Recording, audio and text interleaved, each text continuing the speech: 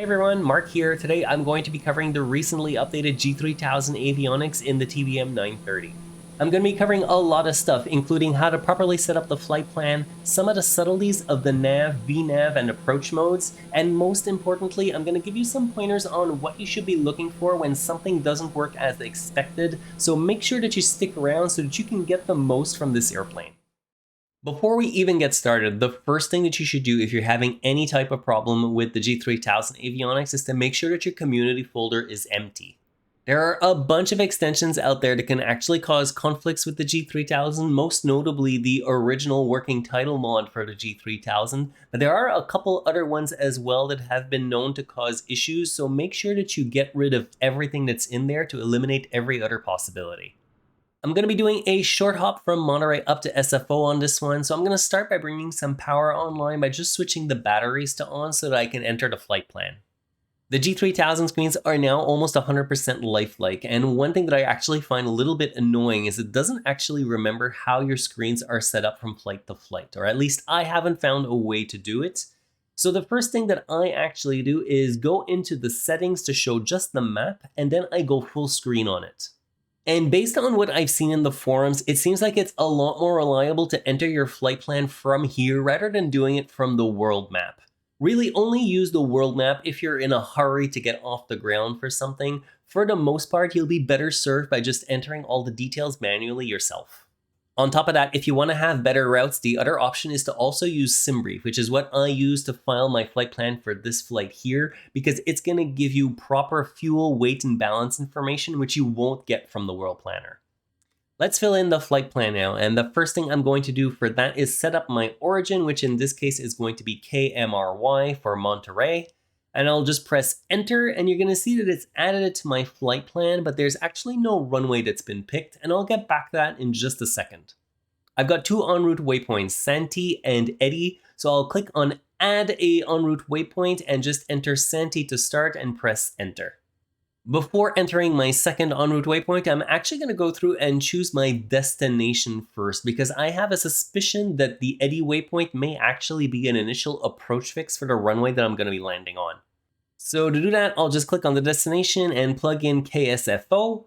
And from there, if I go into the flight options and I choose show map, you can see that I've basically got a straight line from my departure point to my arrival. So I'm going to go through it again and add in all of my different IFR procedures.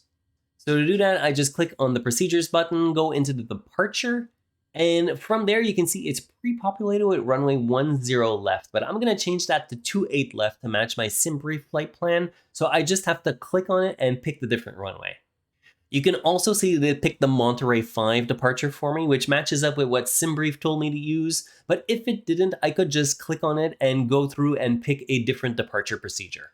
I'll confirm all those details by just pressing on the load button, and then I'm going to go back into procedures, and we don't have an arrival for this flight, but we do have an approach, so I'll go into that one. I'm going to be landing on 28 left, and for the transition, as I suspected, there is an option for Eddy, so I'm going to use that one here since it's part of my route, and in theory, it should give me a complete flight plan from start to finish once I load it in. Incidentally, if Eddy hadn't been an initial approach fix, what I would have done is just gone back and added another en route waypoint just to complete my flight plan. Now, if I go back into flight options to view the route again, you can actually see there's a giant gap at the end of my departure procedure and before the beginning of the first en route waypoint of the route. The reason it's like that is because of the way the Monterey 5 departure is set up. It's expecting you to either get vectors to your first waypoint or to just sequence yourself to your next waypoints once you're airborne. The way that I like to fix it is to just click on the MANSEC waypoint that got loaded into the flight plan and remove it, and that's going to give me a nice route that I can fly without having to do anything once I'm in the air. There's just a couple more steps to do before we get the engine running, and we're just going to move over a little bit to the left and set up our nav radios.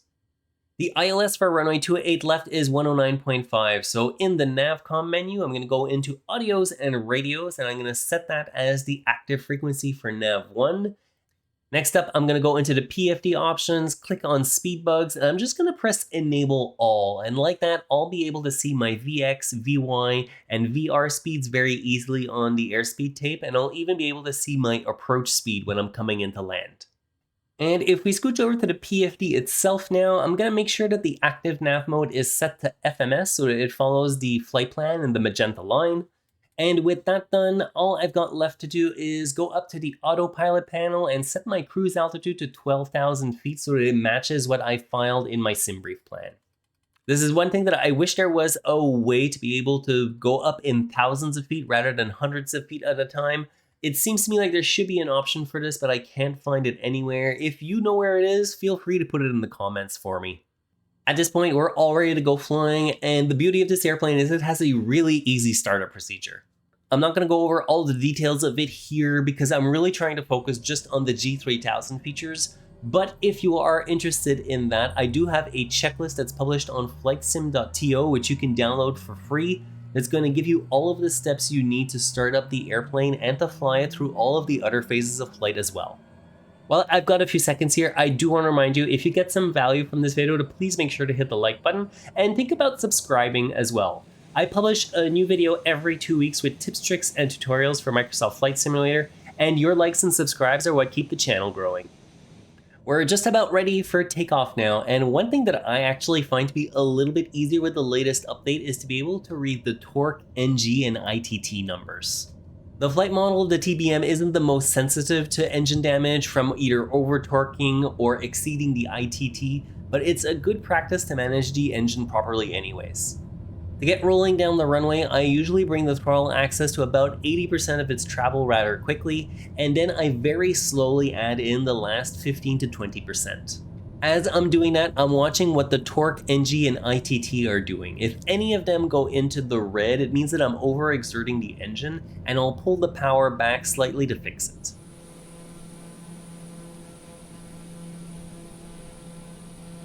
I'm well into my climb now, and I've turned the autopilot on, which is just holding my current pitch and roll for the moment.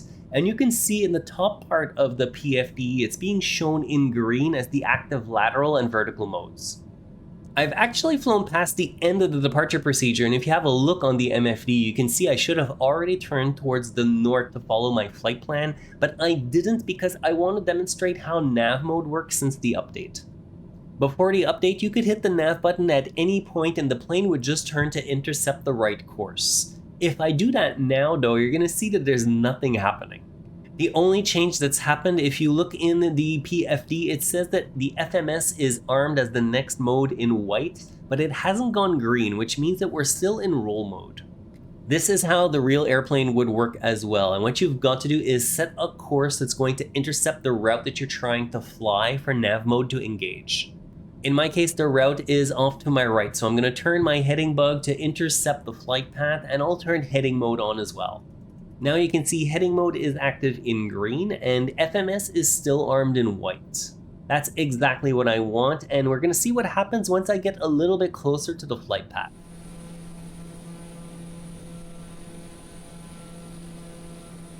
And as I'm coming up on the route now, watch what the active lateral mode is doing. It's going to go from heading to FMS in green as it intercepts the flight path, and from this point forward, the plane's just going to stay on course unless we tell it different.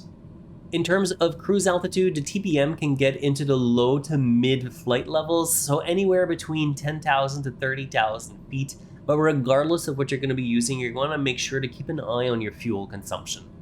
This hasn't really changed from the original avionics, but you can keep an eye on your gallons per hour usage right below the fuel quantity in the multifunction display.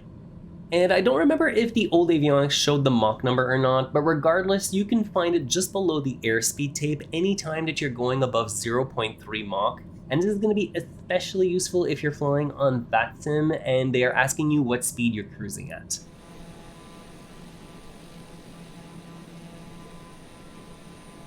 Alright, it's already time to descend, and we're going to be using VNAV for this one, and there's a lot of conditions that need to be met for it to work.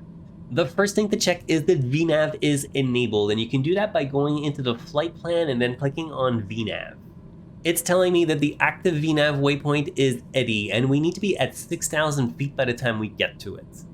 By default, the plane is going to use a 3-degree descent rate to get there, and it's marked where it needs to start descending on the map with a little TOD marker, and we can also see on the screen right at the bottom that it's telling us how long it's going to take until we get to that point. If I go back to the flight plan, you can also see on the right of each one of the waypoints of the approach that there's an altitude listed next to them, and that's the VNAV altitude that the plane is targeting. You can change any of those values by just clicking on them and entering a different number, but by default they should match any constraints along the route, and if you check it against a real chart, you should see that the numbers match up as well. Now, for the plane to actually descend once we reach the top of the descent marker, on top of having VNAV enabled, I also have to reduce my AP altitude. I'm setting it to 6,000 feet for now, since that's the altitude of the first VNAV waypoint that we were just looking at a couple seconds ago. Last but not least, I have to press the VNAV button on the autopilot panel, and with all of that done, you can see that the next vertical mode that's been armed in the autopilot indicators is going to be VPAT, which is exactly what we're looking for. You can also see the altitude restriction for this segment of the route has shown up in purple next to the AP altitude. And the thing that's really important to realize is that VNAV won't work and the airplane will not descend below the highest of either of these two numbers. So in other words, I could have actually dialed my autopilot altitude down even lower than 6,000 feet, and I still wouldn't have gone below 6,000 feet on this part of the route because of the restriction. And as we go by the top of the descent marker, you can see that the active mode on the autopilot switched to VPAT, and that's telling me that we're going to start descending any second now. If for whatever reason you forgot one of the steps to enable VNAV, you're going to go by the top of the descent marker and nothing's going to happen. In that situation, start by double checking that everything I already mentioned is set up properly, and once that's done, you have to go into the VNAV menu, click on the VNAV direct icon, and choose the waypoint you want to VNAV to, and that should trigger VNAV to start descending immediately. And don't forget to keep dialing the AP altitude back as you go by all of the different waypoints of your approach so that VNAV can continue descending for you. If you forget to do it at any point, the VNAV is going to stop and you'll need to use the VNAV direct button to get back on track. As we're descending, the other two features that I want to show you are the weather and traffic radars. Both are functional in the G3000 and there are two ways to show them. The first option is to just show them side by side with the navigation map, and that's what we saw when we started up the airplane, if you recall. But the way I prefer to do it is to go into the map settings, go onto the sensor tab, and you can enable both the weather and traffic overlays here. And what that's going to do is just overlap all of that information onto the existing navigation display. In this case, there isn't anyone around today and the weather is clear skies as you can see, but trust me, if there is any type of information to show it, it will be there. For the weather radar though, just remember that this is weather, so it won't show you the cloud coverage, it's really only going to show you any type of precipitation. I'm coming up on the last waypoints of the approach now, and I'm still descending with VNAV exactly like I just explained. I'm dialing my altitude down as I get closer and closer to the approach. The localizer frequency is set to the ILS just like we set up before takeoff, and once it picks up the signal, you're going to see it's going to get overlaid in the center of the HSI. It's at this point that I press the approach mode button, and that's going to arm the localizer and Glideslope modes in white on the PFD. For now, the plane's staying in FMS mode and it's continuing to descend with VNAV, but as soon as it intercepts the localizer, it's going to switch automatically for us, and that's going to happen effectively once we're on the final approach course.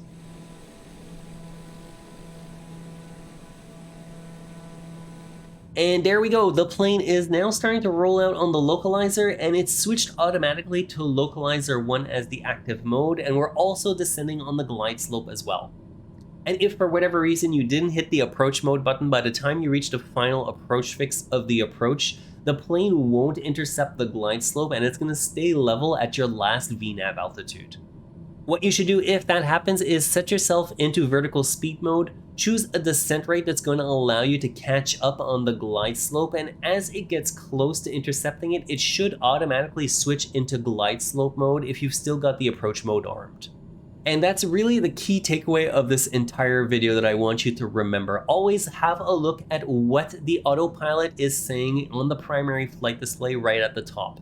That's going to be your best indicator to know what the airplane is doing right now and what it's going to do next. Once the localizer and the glide slope are both the active modes, the airplane's just going to continue flying itself down to the MDA, and at that point you can disable the autopilot and land the airplane yourself. I hope you learned something useful for your next flight with an airplane with the G3000, and if you did, please make sure to hit the like button and consider subscribing as well.